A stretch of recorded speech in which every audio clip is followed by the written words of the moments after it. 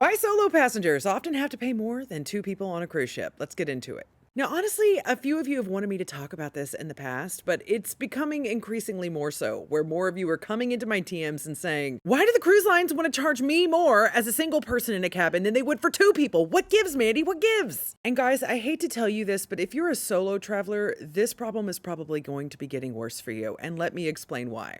As the price of everything is going up, and up, the vacation industry, but more specifically cruise lines, don't want to necessarily increase the price of their cabins because they fear that less people will be willing to take cruises. So in some cases, you're actually seeing cruise cabins maintain their price or even lower the prices of their cabins. This is in large part because they expect for you to spend more when you are on board. That's why you're seeing all of the nickel and diming that you're seeing. Internet is going up. Specialty dining is going up. Restrictions on what kind of liquor is included with drink packages. The cruise lines are literally trying to get you to spend as much money as possible while you are on board. They know if they jack up the cabin prices that a lot of you are just going to be priced out and say, you know what, I can't afford this, I'm not going. However, if they keep cabin prices relatively low, the chances are better that you will get on the cruise ship and you will spend more while you are on board. Obviously, when you have two people in a cabin, that means more onboard spending than just one. And that is why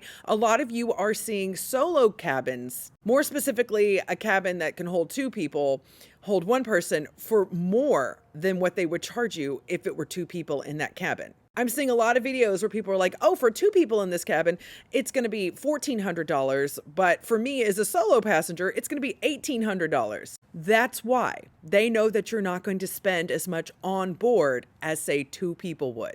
And I would like to tell you that this nickel and diming is going to get better soon, but I honestly don't think it's going to. I think it's going to get much worse.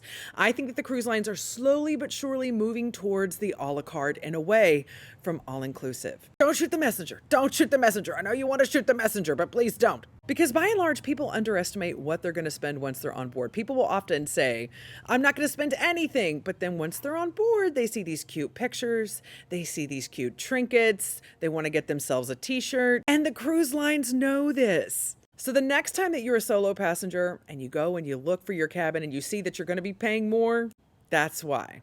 I also want to point out that we are in November. Next month is December, and that is typically when the cruise lines announce their new policy changes. And last year was very much so giving hard candy Christmas. Hard candy Christmas. I'm hoping that this year will be better, but I gotta be real with y'all.